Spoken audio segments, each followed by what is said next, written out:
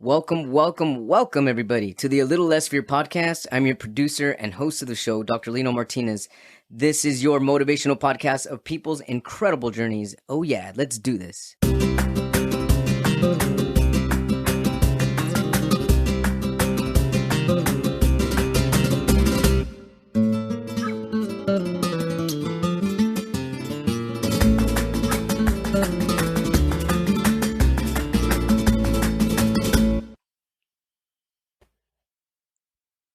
Welcome back, everybody, to the A Little Less Fear podcast, the Dr. Lino Show. Today, I would love to welcome Annie Delre.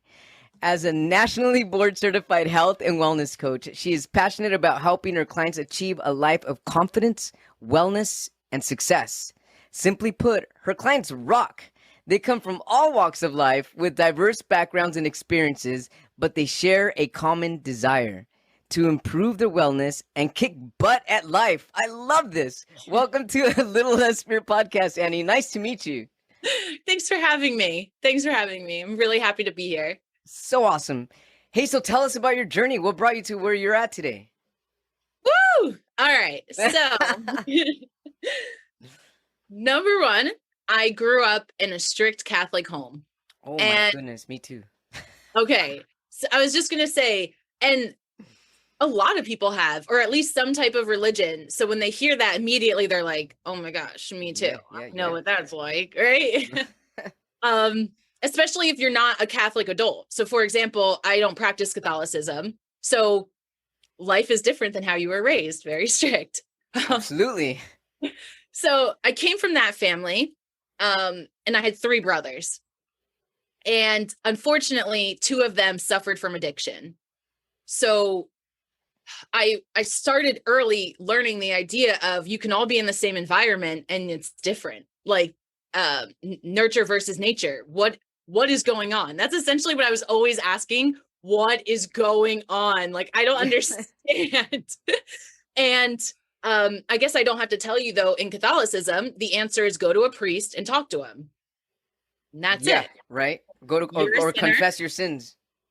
That's it. That's the answer. You're a sinner. You're forever a sinner. You'll probably burn in hell. Oh, excuse me. I don't know if I can say that word. Yeah, you can say that.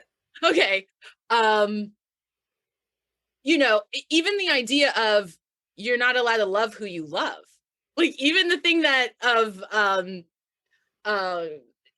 everything. Like, I had so many questions. I was like, you can't be you can't have sex before marriage. Like, yeah. And just little things, or you're not supposed to use protection. Like, wait, what are you saying? I was so confused. Right, exactly. So that was happening, just a lot of confusion. And we didn't talk about things. You didn't talk about addiction. You didn't talk about mental health. All you talked about was praying and talking to a priest. And that wasn't the answer for me. So, also, my parents didn't believe in therapy. So it took till I was 18 to get into therapy on my own and pay for it on my own. Thankfully, they believe in it now. But so that was the beginning. And then my sisters were born. They're 12 years younger than me. The love of my lives. Like, obsession was made. The word obsession was made because of my feelings for these 2 gals. They're my everything. And I think that's what led me to truly want to be my best self. How can you be a role model? How can you be inspiring? How can you really teach someone you can do whatever you want? Yeah. And don't listen to the haters, essentially. Like, you got this. Right. Yeah, you do got this. So that's that. That was what I wanted to share. So what happened after that? So then I went and studied psychology for my bachelor's. And that's when I gained clarity of the difference between therapy and coaching. And when I learned the difference, I was like, oh, coaching is totally it. Because although I came from a family with a lot of trauma and let's say childhood trauma, I knew my heart wasn't, not that my heart wasn't for that population, because my heart goes out to them, but that who was not who I was going to best serve. That there were other people that would be better serving that population. What did you find the difference was between therapy and coaching? Number one, the trauma aspect. Mm-hmm. So, for example, I'm a survivor of childhood sex abuse. Mm-hmm. I knew I couldn't touch on that subject with others. I knew I was still in my journey and I wouldn't be able to hold space for them in the way that they deserved. Another one was addiction. It's too close to home. It's way too close to home. And like 2 years ago, my brother overdosed and was poisoned with fentanyl. I couldn't talk about that with people. Yeah. I think it's selfish for people to work with others when you're not able to hold the correct space for them. If anything, it can cause more damage to the other person. Absolutely. Yes. So, I feel that. and then learning the difference. So therapy is coping with the present, unpacking the past, healing from the past. Not that there's not forward movement, but they really want to process the past. While coaching, we talk about the present. All we care about is the future. All we care about is action steps and goals for the most part. Mm-hmm. And when you live in trauma, when you experience trauma, when you watch trauma every day, I really wanted that forward movement. Yeah, absolutely. I love how you made that comparison because it totally makes sense. You can either, especially if you're not healed, like you were saying, you're going to be trapped in your own emotions and trying to help other people when you're still trapped in your own emotions. It's actually not fair to yourself and not fair to them. But when you're doing coaching, you're able to kind of push forward and bring in a totally different vibe than you would in therapy. Exactly. Higher vibes. Higher vibes. And a lot of, unfortunately, sometimes in therapy, it's easier to stay in victim mode.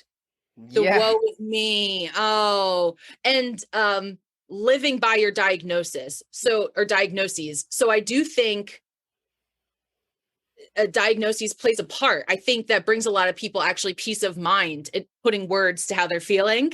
Mm-hmm. But I also think that cripples a lot of people. Oh, I'm like that because I'm bipolar. Well, I'm bipolar. So I'm bipolar. Or I have PTSD. I'm always going to be like this. Which exactly. I'm not discounting what happened to you. Of course, that is, I appreciate, them sharing that with me. But I unfortunately feel some therapists enable their clients or patients to stay stuck. I can see that. And also coming from a psychology, I have my master's and my doctorate in psychology myself. But what I see is that a lot of psychologists, they're not aware that they are kind of continuing the cycle too. It's like they're also in a cycle themselves. So it almost like robotic like. So I think that it would take awareness on both sides to really make that shift. But it's possible. And I totally agree that if you give somebody a diagnosis, that a lot of people can stay stuck in that diagnosis. I mean, I can say that firsthand because I was diagnosed with a crazy disease, but I was able to, and I believe that anyone can do this, where you could change the narrative and start believing your new story and start believing in the wellness of your body and your cells. Your body is meant to thrive. It's not meant to stay sick. It doesn't want to. Did I just say stick? Your body's not meant to stay sick. It doesn't want to be sick. It wants to be well. It was born to be well. And when you start to believe in the wellness of your cells and your organs and everything working in perfect synchronicity and in harmony, you will start to uplift yourself, and in turn you start to uplift others, and it just becomes a very beautiful life after that. So tell us, how did you get involved into getting nationally board certified in health and wellness? How did you make that shift? Okay, so I was graduating with my bachelor, I was graduating with my bachelor's, and essentially they're like, go be a therapist. That was everyone's answer. Go be a therapist. And I was like, oh, I don't really want to.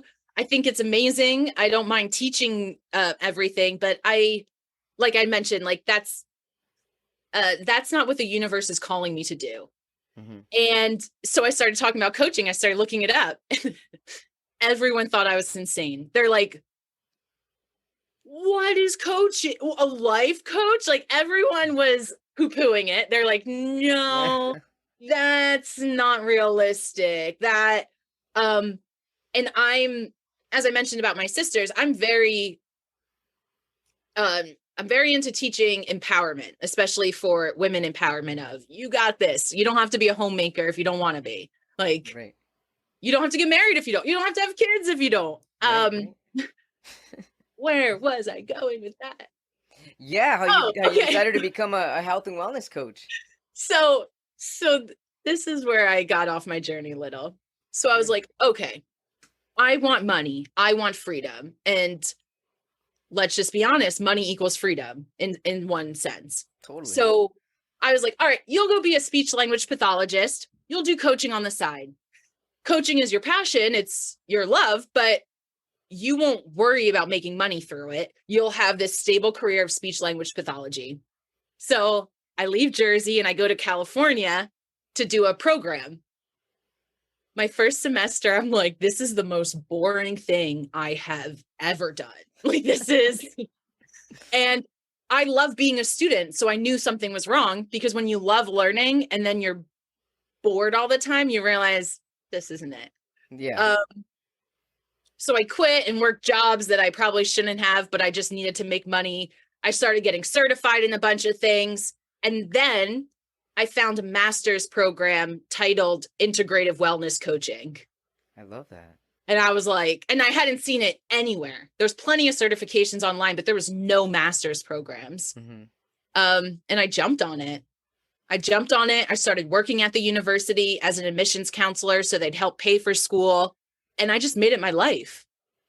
Beautiful. So you felt that was naturally, intuitively your calling the minute you saw it and you went for it.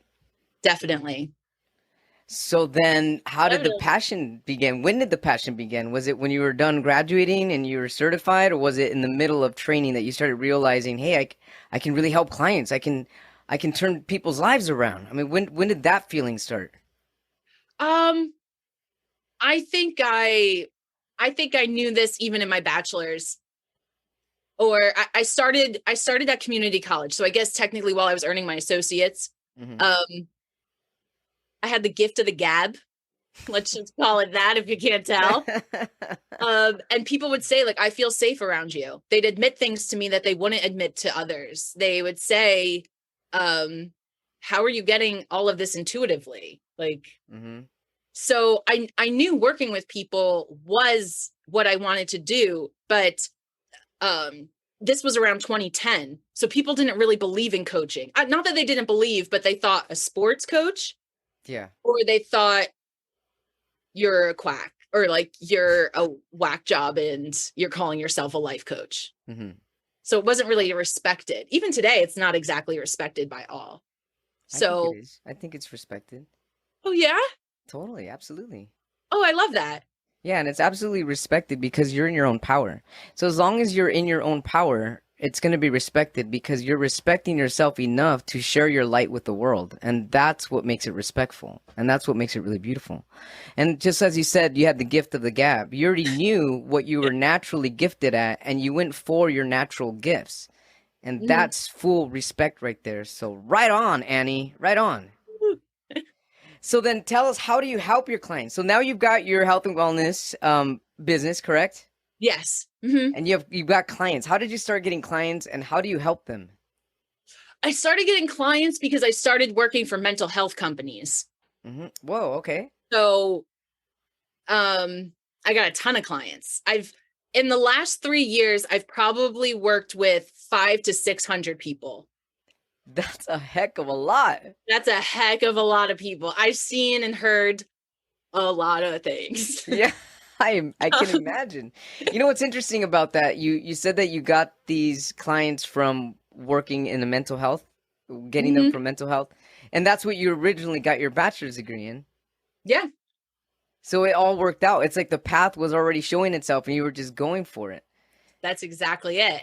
And I just trusted in the universe. I trusted that it would provide, that the path would eventually present itself. I love how you said that. You trusted in the universe. And then after you trusted in the universe, the path showed itself. Mm-hmm. Yeah. That's powerful. I love it. Good. And so now your clients, so how do you help your clients? So I would say the number one thing is their stress management. No matter what other area, even if it's a financial goal, even if it's a physical health goal, it really comes down to the stress that they're feeling that's crippling them from next steps. So first you identify the stress that's crippling them. And what do you do after that? Well, actually, first what I would do is teach them about the wellness wheel. What's a wellness wheel?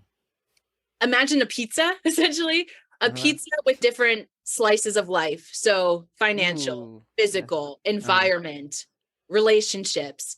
And I allow them to do a score of 1 to 10, 10 being optimal, 1 being, I want to rate this a 0, but I'll rate it a 1. Uh-huh. um, and allow them to pick which area they'd like to focus on first. Okay. But again, usually whatever that area is, the root cause is stress. So the root cause, is it always stress? I wouldn't say always, but a lot of times that is, if they were to handle stress, they would thrive in other areas more easily. I'm thinking if because of the topic of the podcast, a little less fear, is stress also in relation to fear? Oh, definitely. Okay. There Yeah. definitely the Absolutely, fear huh? of failure. That's a big one. So Yeah. they're so stressed out. I work with a lot of people who are in professional fields. So they would say something such as, I don't raise my hand in meetings. And it's crippling them. They're so fearful that they're going to say the wrong thing. Especially, let's say I work with some women engineers who are minorities. They do not want to talk in meetings. They're surrounded by white guys. They're like, I don't want to say something stupid. I don't want to ask a question. What if I look stupid? And I said, but what if they, and I'll challenge it. So for example, like, but what if they think you don't know things because you're not asking questions? What would that look like? And they're like, do you think so? And I said, I don't know. I'm literally just asking, what would that look like? Right. So digging with people a little more of, also a big thing I like to do is worst case scenarios. Worst case scenario. Could you give an example? Sure. Well, what if I look stupid in the meeting? We'll go with the hand raise. What if I look stupid in the meeting? Okay, so let's say all your colleagues think you're stupid. What does that mean? Well, it means that they may talk about me behind their back. Well, what would happen if they talked behind your back? Well, I wouldn't like that. Why wouldn't you like that? Well, I don't want them to think I'm stupid. What would it mean if you really are stupid? Well, I'm not stupid. Oh, okay. So you realize you're not stupid. I love that. So basically, you just break it down for them. Keep Yeah. breaking it down. Just keep breaking it down and challenge Yeah. and challenge. Well, what would it mean if blank? And what would that mean? And what would Right. that mean? And essentially what I want them to know is you will not die after raising your hand, because that's like our animalistic instinct, right? Like we think worst case scenario, but at the end of the day, we're all dying, first of all. But this Yeah. extreme fear, let's challenge that. And failure is not fatal. That's a beautiful, yeah. I'm going to start saying that. Yeah. Failure is not fatal and success is not final. So you might as well just keep going. And so you have this incredible wellness wheel. It's like a pizza. Slices are your slices of life. The root cause is stress. So then they start going through this pizza wheel, this wellness wheel. And what happens when you're completely done with the entire wheel? So I'll ask them which area they want to focus on. But I'll also share with them that a lot of times when people think of goals, they think, what am I the worst at? I have to do that. I have to do that. But I share, it could be what's your biggest challenge. It could be what have you been struggling with the longest. It can be what sounds most fun right now. It could be what sounds the easiest right now. And I feel that brings a lot of pressure off people when they're like, oh, let's start with something more fun. Let's start with something more fun. Yeah. And that builds confidence. And that's a big one. I should have mentioned those together, stress and confidence. So let's start with something fun. So when we start with something fun, what type of path does that then take? And how does that, I guess my question is, so let's say for you, right? Let's say I'm your client. And you're asking me, let's start with something fun, correct? Because that's part of my wheel. That's part of the wheel, starting with something fun? It's recreation can be one of them, but it wouldn't be a specific slice. So for example, Let's say I'm trying to think of now the wheel, what it would be under. Hobbies, passions. Yeah, but that's not on the wheel. I don't know why I'm totally blanking, but It's okay. something fun could be like writing a book. Okay. They don't even plan to get money for it. Like they don't Yeah. want a book launch. They want to write a book. They always have. Uh-huh. So it's just for fun. Like they don't expect it to build their professional life. They don't expect it to be a bestseller. It's just for fun. But because it's just for fun, because it doesn't lead to money, they don't prioritize it. I'm wondering if starting with something fun can actually be something that they prioritize in making into their career. That's usually what happens. Yeah, I love it. That's usually what happens. Mhm. And another thing we start with is identifying their values, because that's where they realize the disconnect is. Wow, one of my values is fun and I don't have any fun. Or one of my values is loyalty, yet I continue in a relationship where the person continuously cheats on me. Well, this is why you're unhappy. You are saying one thing, well, cognitive dissonance, right? So Yeah. you're saying one thing and you're doing another. This is going to lead to pain, shame, guilt, sadness, long-term sadness, depression, anger. So allowing them to even identify that really helps. I love that. A lot of people don't even know what their values are. No idea. They know the word, right? It's Yeah. not like values is this word, like, what the heck? But not sitting down and identifying. Because I know that, I mean, not so long ago when I was kind of identifying my own values and stuff, it would even make me a little stuck. Like, well, what are my values? How does one even know what their values are? So I'm going to ask you that. How does someone begin to figure out what their values are if they haven't asked themselves this question before?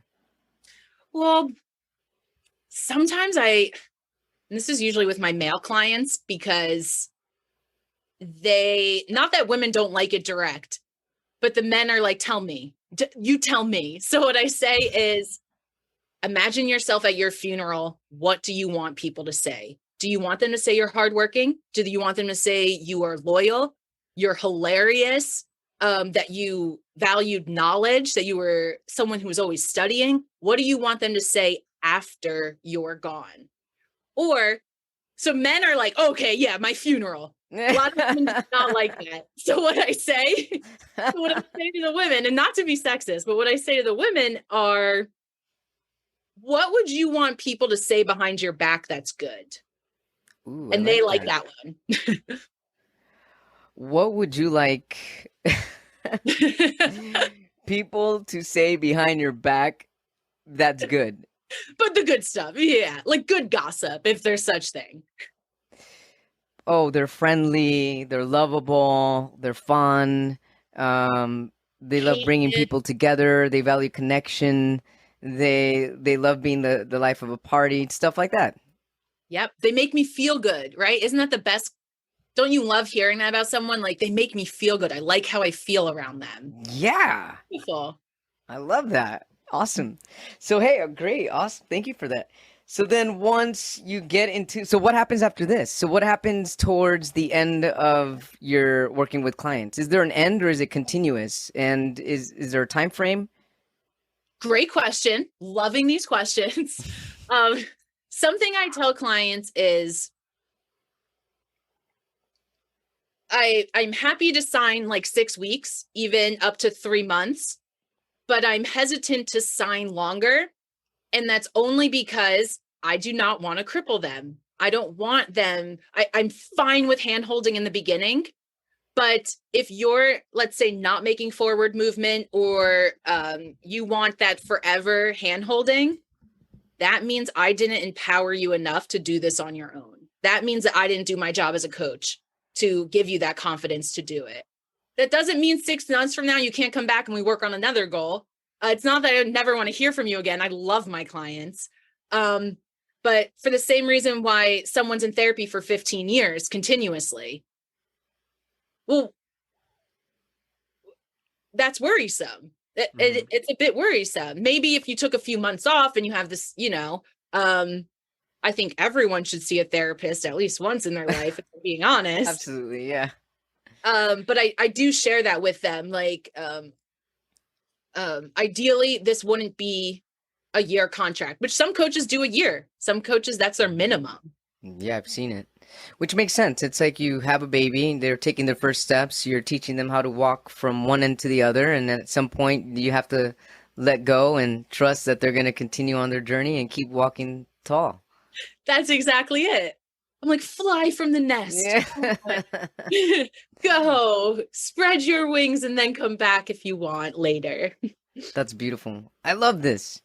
So then tell us more about where you see yourself. Oh, you know what? I wanted to talk about time management because I know you're an expert with this too. And is that something that you often hear your clients say they're having a difficult time with time management? Yeah. And what about time management? It's like, I don't have enough time in the day to do everything that I need to do. Is that kind of what they say? That feeling like they don't have enough time, or them essentially knowing for a fact that they're not using their time in the best way that would serve them. They just know. So, or a lot of times they say they don't have time, but what they're doing is spending time on things that it really is the idea of you're spending time on the wrong things. That's why you're not fulfilled. Yeah, like being on social media forever, or that is it. Yeah. That's a huge one. It is One of the, if someone's suffering with social media addiction, what the first action that I have them do for homework is unfollow every negative account, unfollow all the news accounts, unfollow all the negative, unfollow that girl from high school that you're jealous of, like who has the bigger house, the hotter boyfriend, and the better car than you. Unfollow her. Or even just unfollow anybody that's following you where you just feel even like negative energy, even if you're not interacting with them. Like, why are they even on my page? Like, this is a negative energy. I need to get rid of it. That's exactly it. And they're like, but what if it's not obvious that they're negative? I say the test is, do you smile when you see it? That's the test. That. Yeah, as simple as possible. Smile when you see it. And a lot of times they don't. They come back to me. They're like, Annie, I unfollowed 100 people. I'm like, yeah, because or the other idea with social media is stop picking up your phone and checking it in the morning. Stop checking the news apps. This is not serving you. I agree with that. I totally agree with that. Yeah. Oh man. Yeah, definitely. I wait a couple hours before I check my phone and stuff, but it took some practice doing that because it got easy in the beginning to get addicted to social media. So yeah, definitely it could. And for a younger generation, I can't imagine how difficult that is for a younger generation. That's their whole life. That's their whole life. Yeah. And you're also teaching them and showing them the importance of being present by doing that. Because in the present moment, that's really when things start to unfold, and that's when synchronicities happen. That's when magic happens. Magic only happens in the present moment, not in the past, not in the future, not 3 hours from now. It happens right here, right now. Yes, mindfulness is a big topic. Mindfulness of your time, right? Where is it even going? Yeah, exactly. So what about mothers? I'm sure you work with mothers. Like, how would you help mothers manage time? Because what I've noticed with my friends that are mothers, it's like their kid becomes their priority and they start lacking taking care of themselves.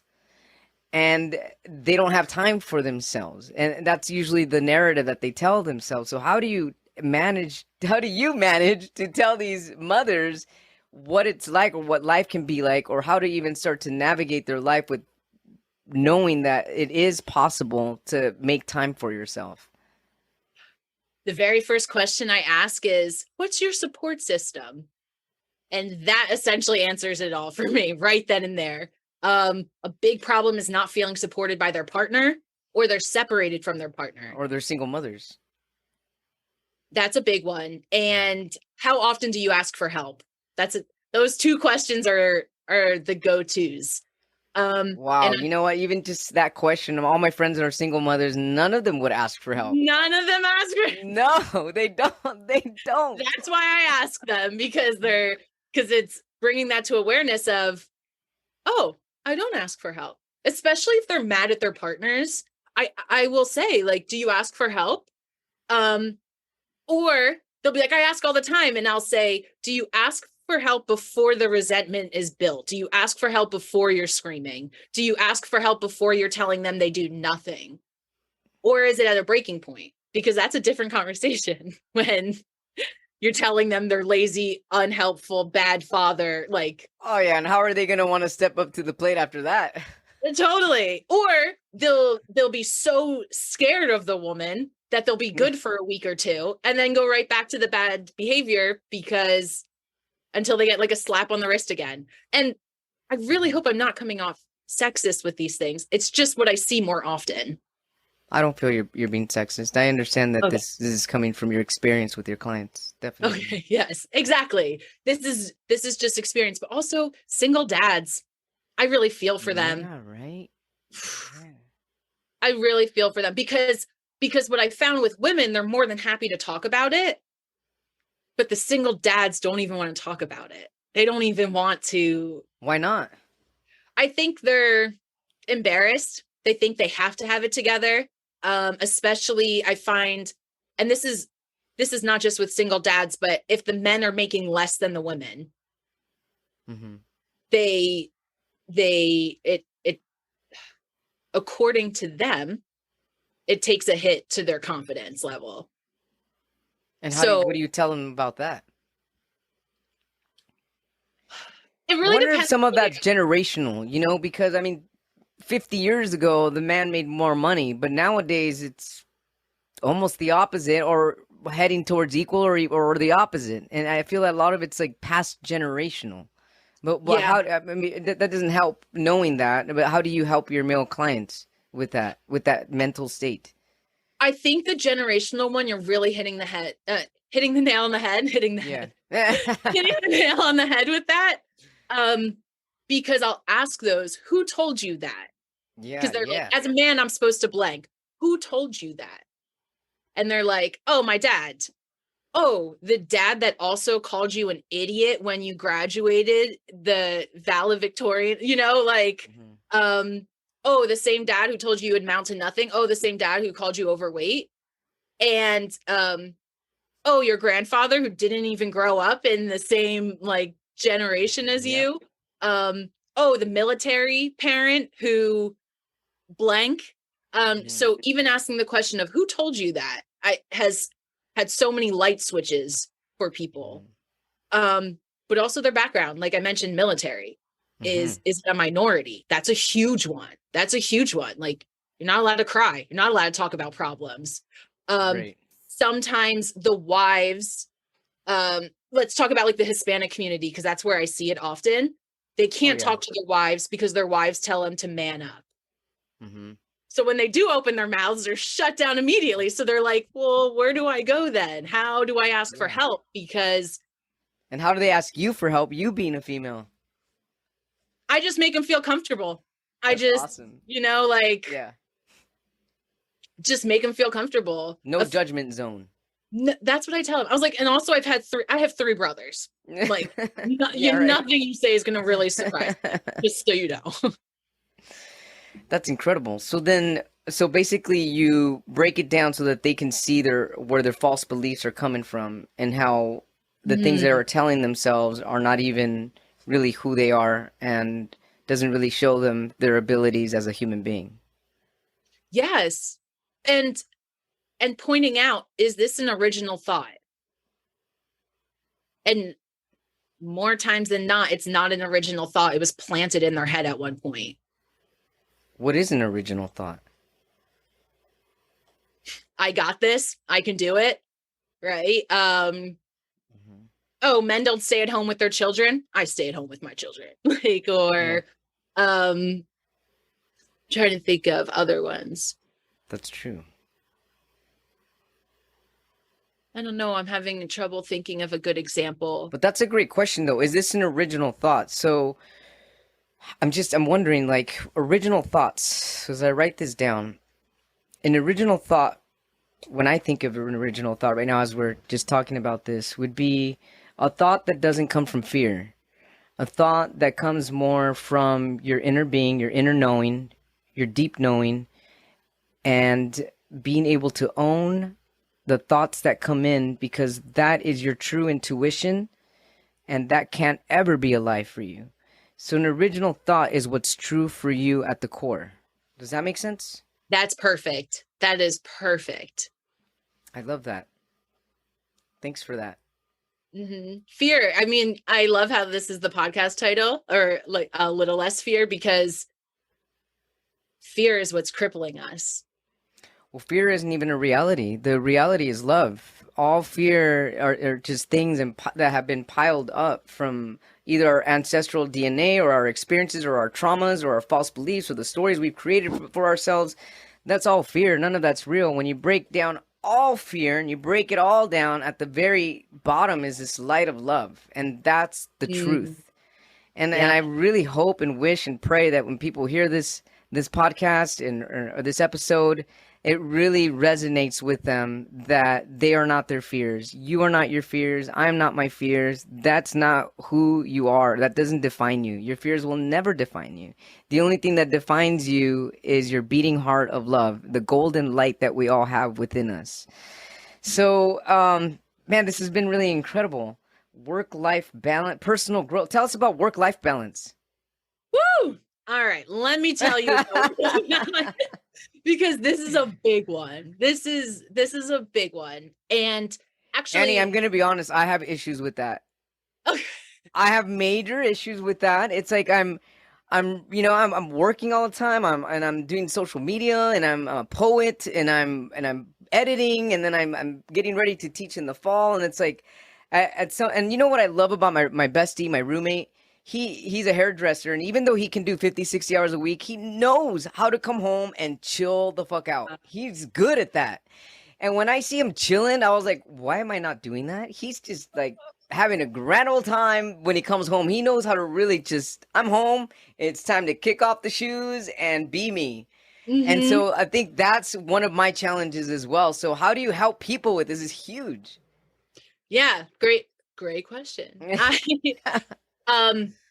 It starts with mindset, like all things. So the simplest mindset shift is changing the verbiage. So let's take the word balance out. Okay. And we're subbing that with harmony. And I heard you use that word earlier. I love that word. Okay. So balance is usually 50-50. Yeah. But at the end of the day, do you want to spend 50% of your life working and 50% of your life with family, friends, and your passions? And sometimes the passions intertwine with work, but kind of like what I was talking about at the funeral. If someone has kids, do you want your kids to walk up and say, well, they were there sometimes, but he spent a lot of his time at work. Yeah, I only saw him 50% of the time. No. As I mentioned, of the hundreds of clients I've had, I could think of 2 that told me they want more work. And they had 0 friends and family. These were people who were just didn't. Gosh. So I hear that often as well. So instead of work-life balance, work-life harmony? Yes. How are we making this harmonious? How can we make this harmonious? How can you not feel burnt out? How can you feel like you're not going? So your roommate's a great example. He has not the pleasure. Something that's working for him, I guess is a way to say it, is he gets to leave the physical location, right? He goes to a physical location for work. But nowadays, a lot of people work from home. So it's really hard because then so one of the things I encourage is get a specific space for where you work. But that's hard. Sometimes people only have their kitchen counter. They only have their couch. Some people don't even have that because they have roommates. So they only have their bed. They don't even have a desk in their room. Sheesh. So coming up with solutions of, okay, do you have to be on the phone? Why don't you go to the library for a little bit, or a quiet coffee shop?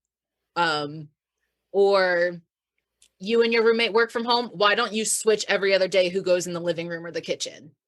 Or why don't you have a small room? Let's look up a small desk that you can put in the corner and you can hang things on the corner. And this is your study part, or this is your work zone. And what's it like to unplug? Okay.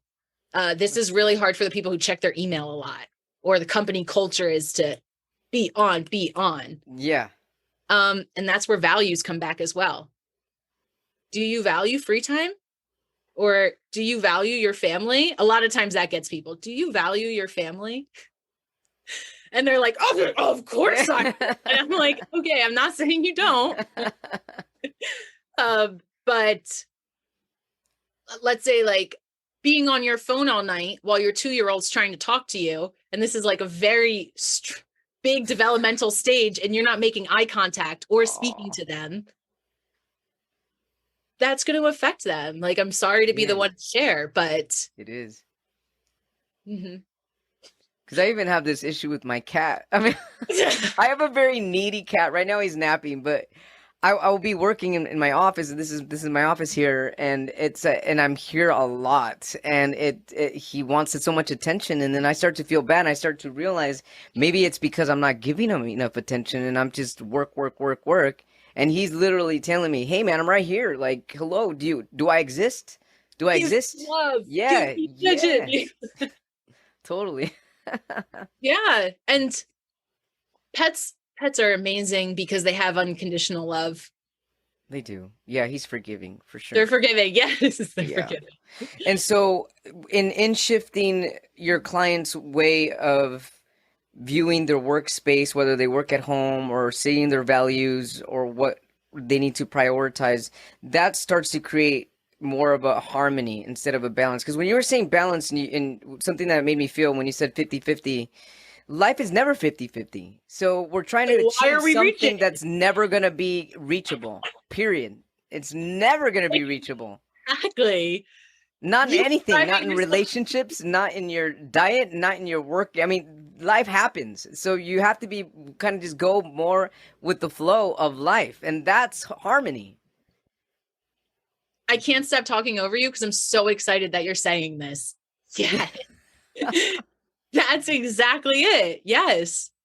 Being more in flow state, being more with the flow creates harmony.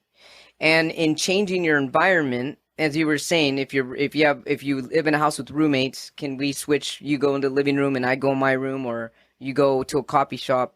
That's creating a different flow, and that's creating flow state. That's creating a harmonious path. That's really beautiful. I love that. And as you mentioned, the idea of before of living in the present. So what can you do now? That's staying in the flow. That is. What can you do now to stay in the flow of harmony? So a lot of people will be like, oh, when my kid starts preschool, or when my ex moves out, or when I buy a new house, or when I start school, I'll do this. I hear that a lot. Or once my kid goes back to school, then I'll start exercising.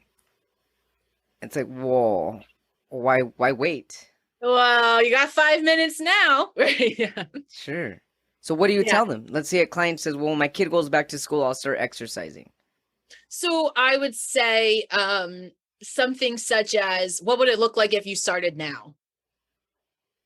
And which comes back to timing, because one of the things I make them do is time block. So time blocking their schedule. And also I love pizza pies because I love visualizations, I should say. So I'll have them somewhat do a pie chart of, let's break down your day into percentages. What percentage would you spend with kids, by yourself, for work, on your physical health, on fun? What percentage realistically? And that can change each day of the week, right? Especially, let's say, you share custody, or Tuesdays are your longer day at work. So allowing them to break down their schedule to say, do you really not have time for working out? Or even, again, the mindset shift of, it doesn't have to be 45 minutes at the gym. What you can do is keep weights next to your couch. And when you're sitting there binging Netflix, just a few reps. I do that. That's how I do it. Just a few reps. Or you want to spend more time with your kids? What about a 10-minute walk around your neighborhood? Mhm. I love that. So basically, you show them that there's a lot more flexibility than the rigidity that they're giving themselves in their lives. Yes, that's the word, flexibility. And with all things, it, Yes, absolutely. You have to be life, flexible. yes. I repeat often to people of it's life isn't all or nothing. It's not meant to be all or nothing. Exactly. Life isn't black and white, and which is why allowing the colors is allowing life to be flexible the way colors are. Colors are in and out all around us, changing, just like the seasons are, and they're flexible and they're not complaining. Mhm. Yeah, right. They're going with the flow of life. They really are. I know animals and plants we can learn so much from. Beautiful. This has been really awesome. Really, it pumps me up. I'm feeling motivated. Thanks for sharing all of your incredible lightning energy, your incredible wisdom light with the world. How can our viewers, our watchers, and our listeners get a hold of you if they need a health and wellness coach? I I would say write to my website, Okay, great. anniedelre.com. Yeah. AnnieDelre.com, ANNIEDELRE.com. Correct? Yes. Oh yeah. Confirmed. Yes. Awesome. Annie Delre, everybody, this has been really a blessing. Thanks so much for tuning in to A Little Less Fear podcast. I wish you and all of your clients an incredible success and a beautiful light of love. You have an incredible rest of your day now. Thank you. You too. Thank you again. It's been my Thank you all so much for tuning in to the Dr. Lino Show, A Little Less Fear podcast. If you'd like to get a hold of me, you can do so by sending me an email at a little less fear at gmail.com or through an inquiry from my website at www.alittlelessfear.com, where you will always find information on where to get my book. You can get my book on Amazon and Amazon paperback version, Kindle or Kindle Unlimited. And I also create incredible visual video poetry for people that are interested in marketing or even just to send a personal note to anybody or somebody that you might love.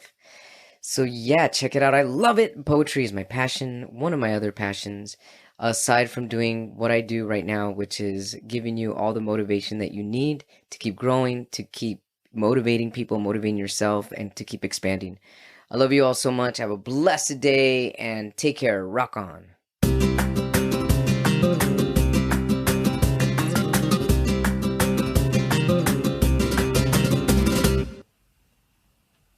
Pleasure. You're welcome.